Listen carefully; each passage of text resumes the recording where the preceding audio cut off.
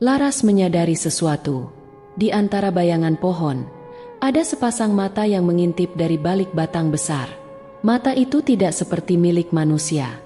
Mereka berwarna hitam pekat, memantulkan cahaya api unggun dengan cara yang aneh. Dina menoleh perlahan, matanya berkaca-kaca. Aku dengar suara di kepalaku. Dia bilang, aku harus pergi ke sana. Laras mencengkeram tangan Dina. Jangan bercanda. Pak Burhan dengan sigap melompat dan menarik Dina sebelum ia bisa masuk ke dalam kegelapan. Dina menjerit keras.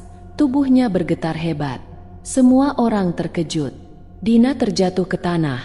Napasnya tersengal. Matanya kosong. Pak Burhan menekan pundaknya dengan kuat. Jangan dengarkan mereka. Kau masih di sini. Sadar. Dina mengerang. Tubuhnya menegang. Sebelum akhirnya ia jatuh pingsan.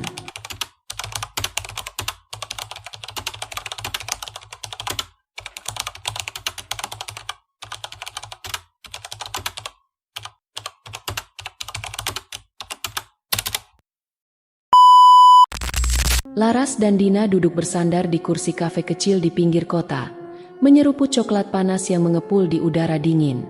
Lagu-lagu nostalgia mengalun pelan dari speaker kafe, membawa mereka kembali ke masa-masa sekolah yang penuh tawa. Liburan kali ini seharusnya menjadi waktu yang menyenangkan bagi mereka berdua, jauh dari tugas kuliah dan tekanan kehidupan. Namun, suasana berubah ketika ponsel Laras bergetar. Sebuah pesan dari Rangga, kakaknya, muncul di layar. Besok ikut gue naik gunung gede. Gak ada alasan nolak. Ajak Dina juga. Laras menghela napas panjang. Dina yang duduk di sebelahnya mengangkat alis, menunggu jawaban. Ayo, seru kayaknya, ucap Laras dengan ragu. Dina menatapnya lama sebelum akhirnya mengangguk. Baiklah, tapi aku belum pernah naik gunung. Jangan tinggalkan aku, ya? Laras tertawa kecil. Jelas, lah, kita bakal baik-baik saja. Mereka tidak tahu bahwa keputusan ini akan membawa mereka ke malam paling mengerikan dalam hidup mereka. Pagi buta, Laras dan Dina bertemu dengan kelompok pendaki lain di base camp.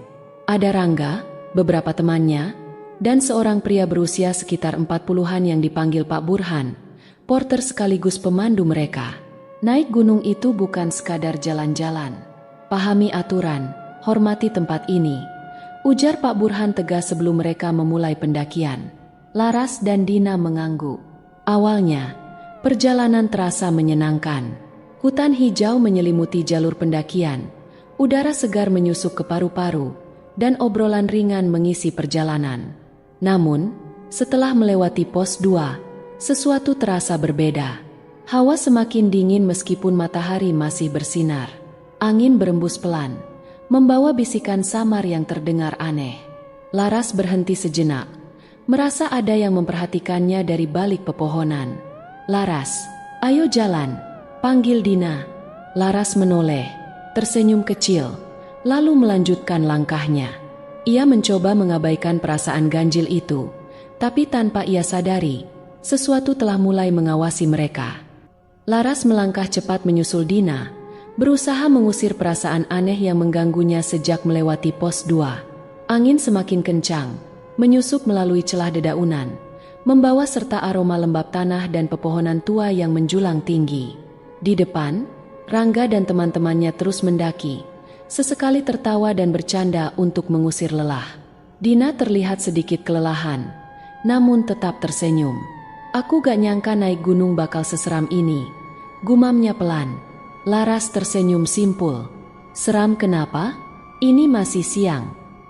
Dina menggeleng. Bukan karena gelap atau apapun. Rasanya kayak ada yang ngawasin kita dari tadi. Laras terdiam. Ia pun merasakan hal yang sama, tapi berusaha mengabaikannya. Tiba-tiba, langkah mereka dihentikan oleh Pak Burhan yang berdiri di tengah jalur.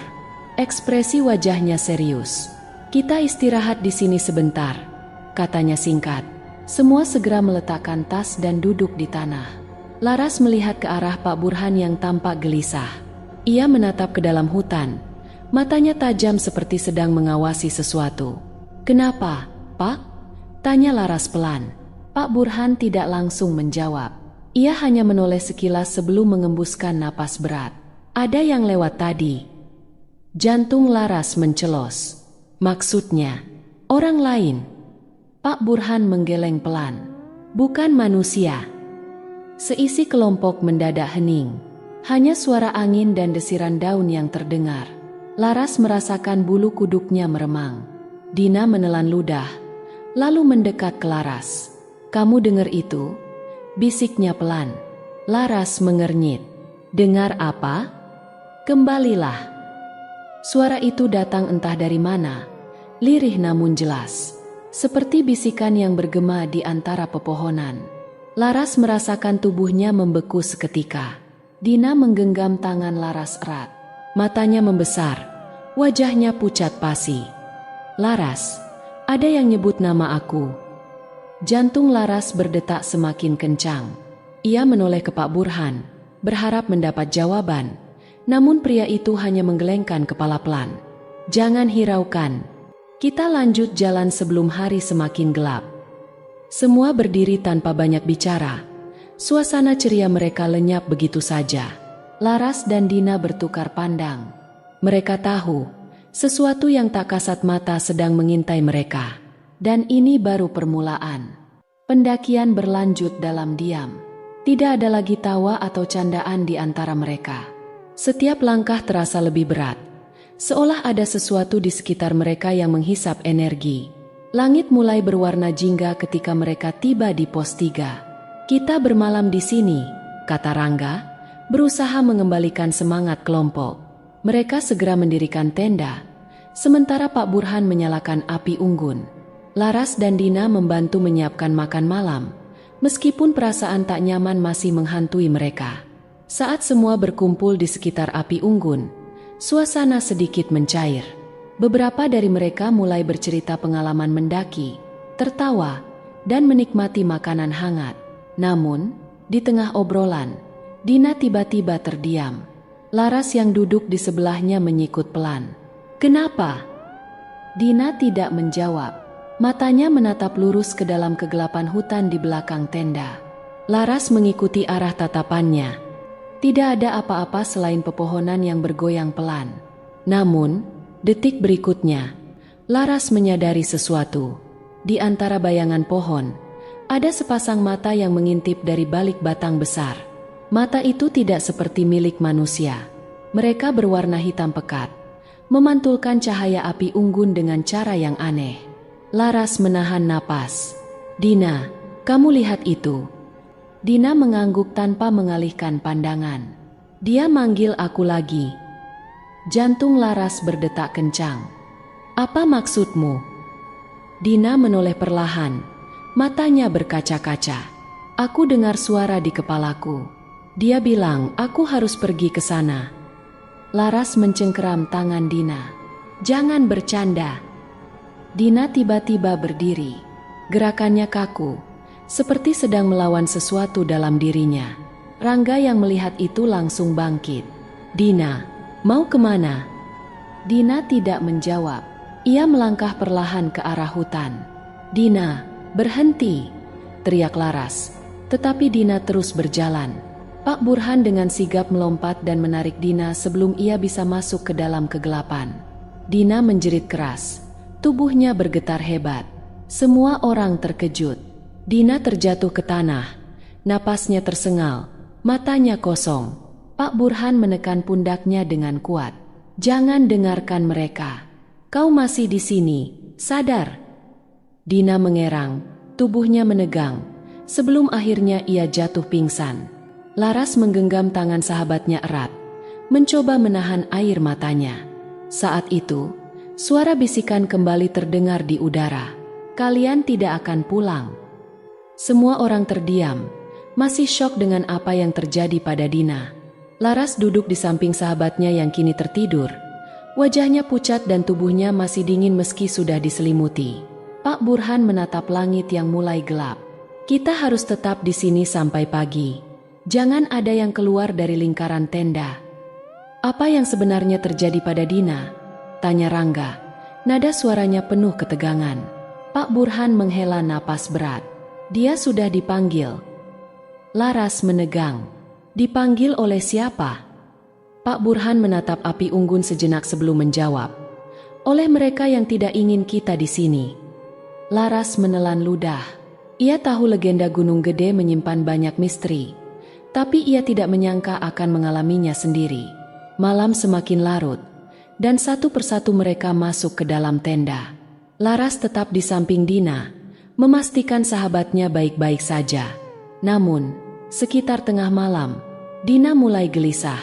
Laras merasakan Dina bergerak dalam tidurnya. Gadis itu mengerang pelan, seolah sedang bermimpi buruk. Laras menyentuh bahunya. Mata Dina tiba-tiba terbuka lebar. Laras terkejut. Mata itu bukan lagi mata sahabatnya. Pupilnya membesar, hampir memenuhi seluruh bola matanya, dan bibirnya bergerak pelan seolah sedang berbisik. Laras merinding. Ia bisa melihat bibir Dina membentuk kata-kata, tapi tidak ada suara yang keluar. Saat itulah suara itu terdengar lagi. Lepaskan dia. Laras merasa darahnya membeku. Suara itu bukan berasal dari mulut Dina, tapi dari dalam kepalanya sendiri. Tiba-tiba, tubuh Dina terangkat sedikit, seperti ada yang menariknya ke atas. Laras spontan memeluk tubuh sahabatnya, menahannya dengan sekuat tenaga. Dina, bangun! Dina tersentak. Ia menghirup napas panjang sebelum jatuh lemas ke pelukan Laras. Matanya kembali seperti semula, tapi air matanya mengalir deras. Mereka mau aku pergi, bisiknya ketakutan. Laras memeluknya erat, berusaha menenangkan. Namun, di luar tenda, suara langkah kaki terdengar. Laras membeku.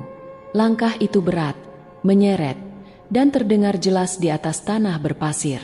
Tapi saat Laras mengintip dari celah tenda, tidak ada siapapun di luar. Dan suara langkah itu berhenti tepat di depan tenda mereka. Laras menahan napas. Jantungnya berdegup kencang. Suara langkah itu jelas berhenti tepat di depan tenda. Tapi ketika ia mengintip keluar, tidak ada siapapun. Angin berembus pelan, menggoyangkan dedaunan. Api unggun di luar masih menyala, menerangi wajah-wajah teman mereka yang tertidur di tenda masing-masing. Tapi Laras tahu, mereka tidak sendirian. Dina di sampingnya masih terisak pelan. Tubuhnya menggigil meski terbungkus jaket tebal. Laras menggenggam tangannya erat, berusaha meyakinkan dirinya sendiri bahwa ini hanya kelelahan, hanya halusinasi. Namun, sesuatu membuat bulu kuduknya meremang. Di tanah, tepat di depan tenda mereka, terlihat jejak kaki. Bukan jejak biasa. Bentuknya panjang dan jari-jarinya terlalu besar untuk ukuran manusia. Namun yang paling menyeramkan, jejak itu berakhir tepat di depan tenda mereka. Tidak ada jejak yang kembali. Laras merasa tenggorokannya kering. Jika jejak itu benar-benar ada, berarti sesuatu telah berdiri di sana, tepat di depan mereka. Dan itu belum pergi. Tiba-tiba, suara bisikan kembali terdengar. Kali ini lebih jelas, lebih dekat. Dina, ikutlah. Dina tersentak, tubuhnya mendadak kaku, dan matanya membelalak menatap atap tenda. Laras bisa merasakan tarikan napasnya yang berat dan tidak beraturan.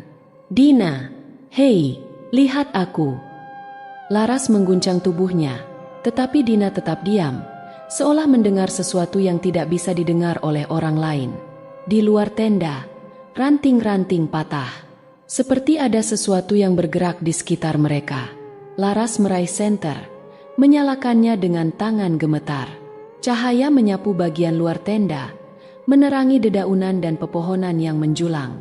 Seketika itu juga, Dina menjerit histeris. Laras buru-buru menoleh ke arahnya.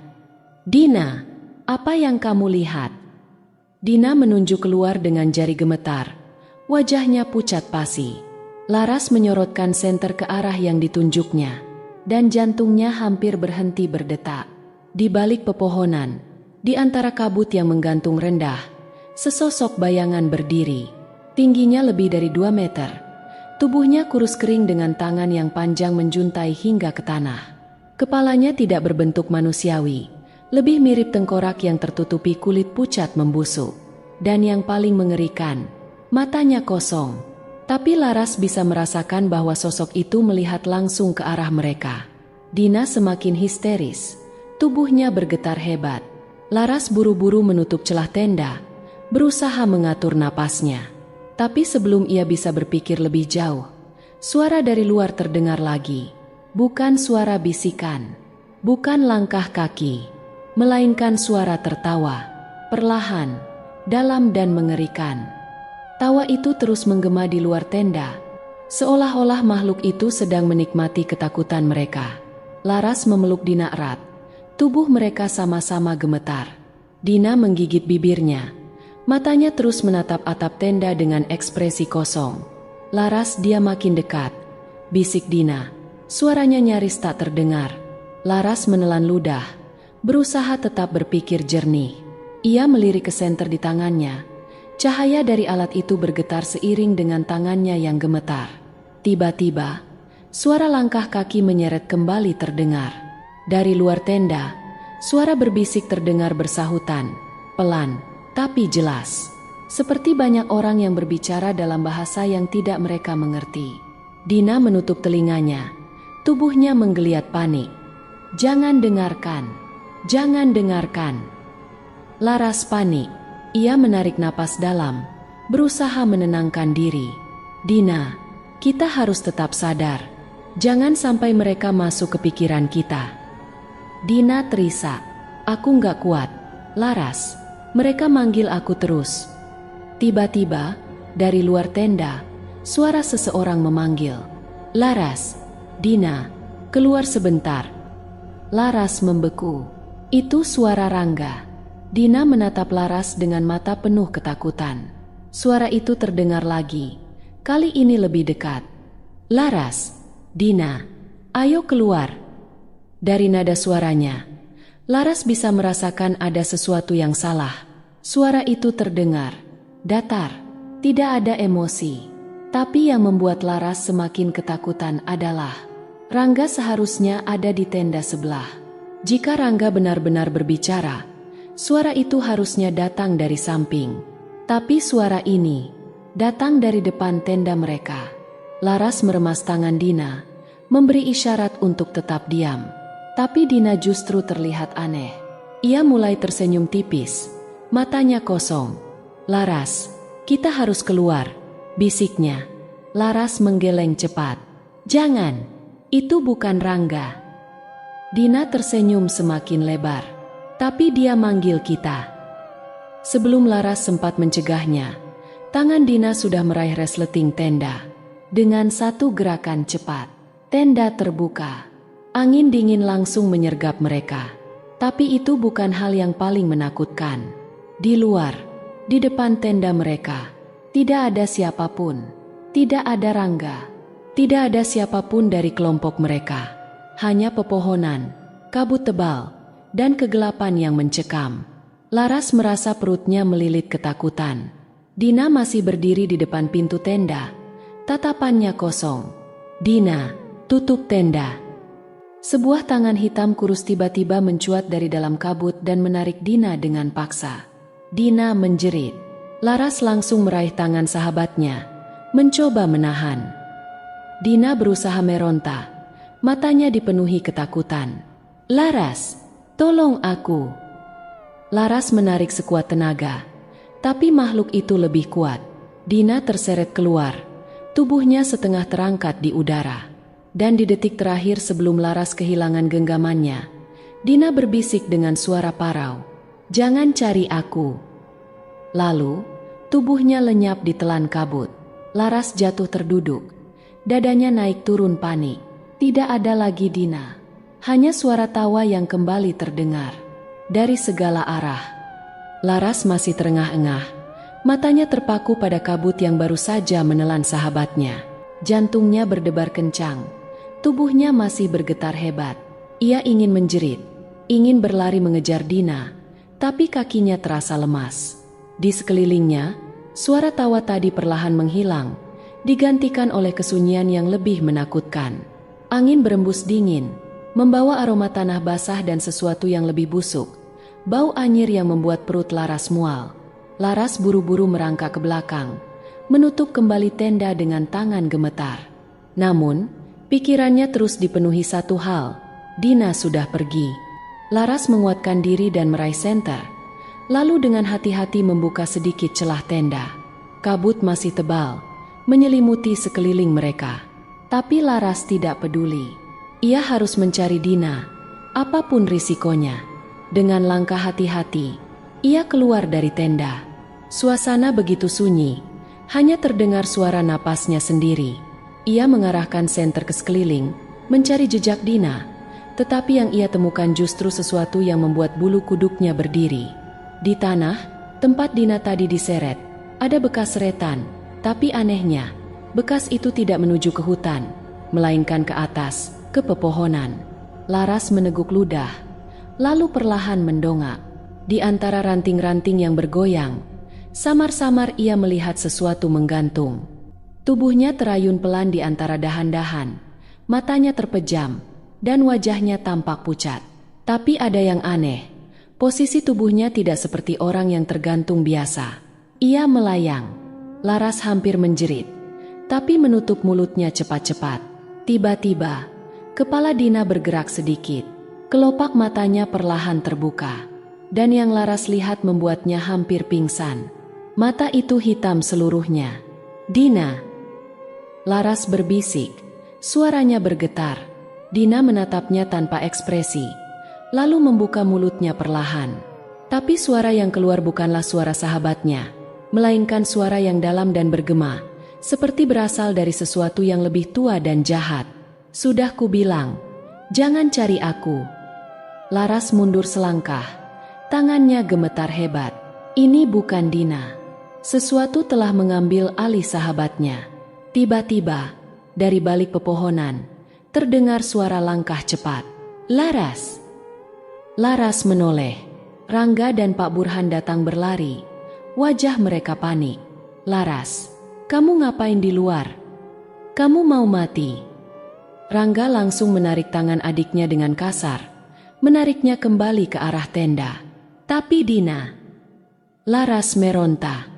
"Dia di atas sana." Rangga dan Pak Burhan mendongak, tapi ekspresi mereka langsung berubah bingung. "Nggak ada siapa-siapa," ucap Rangga. Napasnya memburu. Laras terkejut. Ia kembali melihat ke atas, dan benar saja, Dina sudah tidak ada. Tidak ada tubuh yang tergantung. Tidak ada mata hitam. Hanya ranting-ranting yang bergoyang pelan tertiup angin. Laras merasa tubuhnya melemas. Ia yakin tadi ia melihatnya. Itu bukan halusinasi. Pak Burhan menggenggam bahunya erat. "Kita harus pergi dari sini. Kita akan mencarinya, tapi bukan di tengah malam begini," potong Pak Burhan tegas. "Kalau kita tetap di sini, kita juga bakal hilang." Laras menggigit bibirnya, ingin melawan, tapi ia tahu Pak Burhan benar. Mereka tidak bisa mencari Dina dalam kondisi seperti ini. Dengan berat hati, ia membiarkan Rangga menariknya kembali ke tenda. Tapi saat mereka berjalan menjauh, Laras menoleh sekali lagi ke arah pepohonan itu. Di antara ranting-ranting yang bergoyang, sepasang mata hitam masih mengawasinya. Malam terasa begitu panjang. Laras tidak bisa tidur. Pikirannya penuh dengan bayangan Dina. Apa yang sebenarnya terjadi pada sahabatnya? Apakah Dina masih hidup? Atau sudah menjadi bagian dari kegelapan yang mengintai mereka? Pagi akhirnya tiba. Matahari muncul perlahan dari balik gunung, mengusir sisa-sisa kabut yang menyelimuti hutan. Laras segera keluar dari tenda. Matanya merah karena kurang tidur. Rangga dan Pak Burhan sudah bersiap. Mereka akan mencari Dina. "Laras, kamu tetap di sini," kata Rangga. "Aku, Pak Burhan, dan beberapa orang lain akan menyisir jalur pendakian." Laras bersikeras. "Aku ikut. Dina itu sahabatku." Rangga menatapnya dengan wajah tegang, tapi akhirnya mengalah. "Baiklah, tapi jangan terpisah." Mereka mulai berjalan menyusuri hutan, mengikuti jejak yang mereka temukan semalam. Bekas seretan di tanah masih ada, tapi jejaknya semakin samar. Semakin dalam mereka masuk ke hutan, suasana berubah. Udara terasa lebih dingin, dan suara burung yang biasanya ramai mendadak hilang. Pak Burhan berjalan paling depan, sesekali berhenti untuk mengamati sekitar. Tempat ini terasa tidak wajar, gumamnya. Tiba-tiba, Laras berhenti. Jantungnya berdebar keras. Di depan mereka, di antara pepohonan, Dina berdiri dengan punggung menghadap mereka. "Dina!" Laras langsung berlari, tapi Rangga menahannya. "Laras, tunggu!" Dina tidak bergerak, tubuhnya kaku, dan rambutnya berantakan. Pakaian yang dikenakannya sudah kotor penuh lumpur. Laras memberanikan diri melangkah maju. "Dina, ini aku, Laras." Perlahan, Dina menoleh. Laras langsung tercekik ketakutan. Wajah itu bukan lagi wajah sahabatnya. Kulitnya pucat pasi, bibirnya membiru, dan matanya masih hitam pekat seperti tadi malam. "Dina!" Laras berbisik. Dina tersenyum, senyum yang tidak wajar. Lalu ia berbicara dengan suara yang tidak seharusnya keluar dari tenggorokannya. "Aku sudah bilang, jangan cari aku." Dan sebelum mereka sempat bereaksi, tubuh Dina tiba-tiba tersentak ke belakang, seolah ada sesuatu yang menariknya ke dalam kegelapan hutan. Laras menjerit, berlari ke arah sahabatnya, tapi Rangga menariknya kembali dengan paksa. "Laras, jangan!" Laras meronta, air matanya mengalir deras. "Kita nggak bisa ninggalin dia." Pak Burhan menahan napas, lalu berbicara dengan suara rendah, penuh kepasrahan. "Dia sudah bukan Dina lagi." Laras terdiam. "Apa maksudnya?" Pak Burhan menatapnya dengan sorot mata lelah. "Yang diambil tidak akan kembali." Laras ingin menolak, ingin percaya bahwa sahabatnya masih bisa diselamatkan. Tapi jauh di dalam hatinya, ia tahu Dina sudah tidak ada. Tidak ada yang bisa mereka lakukan selain pergi. Dengan hati yang hancur, Laras akhirnya berjalan menjauh dari hutan itu. Setiap langkah terasa berat, seolah ia meninggalkan sebagian dari dirinya di sana. Saat mereka kembali ke perkemahan dan bersiap turun gunung, Laras menoleh sekali lagi ke arah hutan. Di antara pepohonan yang mulai diselimuti kabut kembali, ia melihat sosok Dina, berdiri diam, tersenyum ke arahnya. Senyum yang tidak akan pernah ia lupakan seumur hidupnya. Gunung selalu menyimpan misterinya sendiri. Ada batas yang tidak boleh dilanggar, aturan yang harus dihormati, dan entitas yang tak terlihat namun selalu mengawasi. Kutukan Gunung Gede bukan sekadar cerita tentang pendakian yang berubah menjadi mimpi buruk, tetapi juga pengingat bahwa alam memiliki kekuatan yang lebih besar dari manusia. Laras, Rangga, dan yang lainnya mungkin telah turun dari gunung itu, tapi mereka tidak benar-benar pulang dengan selamat. Sebab, ada sesuatu yang tertinggal di sana, atau mungkin sesuatu telah ikut bersama mereka. Kisah ini mengingatkan kita bahwa tidak semua yang hilang bisa ditemukan kembali. Terkadang, yang pergi memang tidak seharusnya kembali. Jika suatu hari kamu mendaki Gunung Gede dan merasa ada seseorang mengawasi dari balik pepohonan, jangan menoleh, jangan mencoba mencari. Mungkin itu hanya perasaanmu, atau mungkin Dina masih menunggu.